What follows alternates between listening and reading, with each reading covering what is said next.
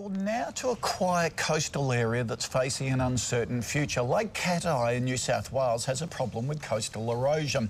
The sea is slowly encroaching on two streets. A report to the local council has 13 options for dealing with the problem. They include building rock walls or sea walls and moving sand from nearby. But also in the list is a plan that's got residents worried. Power, water and road services would be removed from the street and homes would be abandoned without compensation. Now, the council stresses it hasn't made a decision, but it will by the end of the year. Well, how are the locals coping, and could other coastal areas face the same difficult decisions? Well, Stephen Hunt is a Lake Cat-Eye homeowner, and we're also joined by Sheena Martin from Coast Care. Good morning to both of you. Good morning. Stephen, if I can start with you. Gee, this must be a worry. The council says abandoning the street is essentially what will happen if nothing is done. Could be decades away. Do you think that's what is most likely going to happen? Well, we're certainly going along that road. I guess last year what happened is that the local council actually slapped some development restrictions on us down there, which basically means that we can't develop our homes in any way. We can't do any renovations. We can't extend our properties. And effectively, if we wanted to bulldoze and rebuild again, we can't do that. So we certainly are taking these options very, very seriously. So they're happy to flog people the land originally, but not prepared to protect you. It seems that way. It's absolutely bewildering what we think. This study actually provided about 13 different options.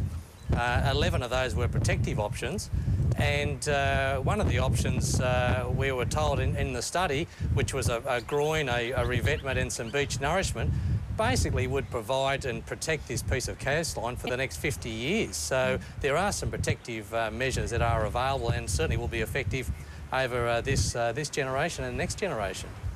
Sheena, are there many more coastal communities facing erosion problems like this in the same predicament?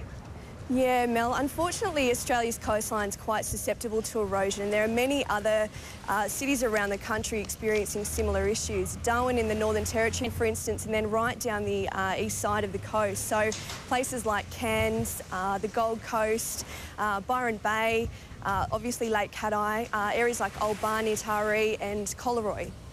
Well, Sheena, I think that the council around Byron is basically saying we'll bulldoze the houses rather than protect them. Isn't it up to councils to actually come up with a way of protecting the coast rather than just let the whole thing fall apart?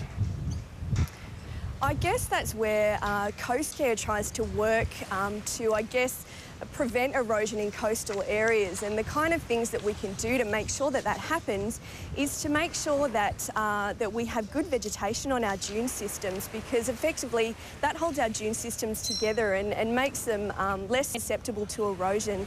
The other thing we need to do is to be careful about how we access the beach, so make sure that we're using the access ways and designated walkways so that we're not driving vehicles up and over dune systems or trampling them with our feet.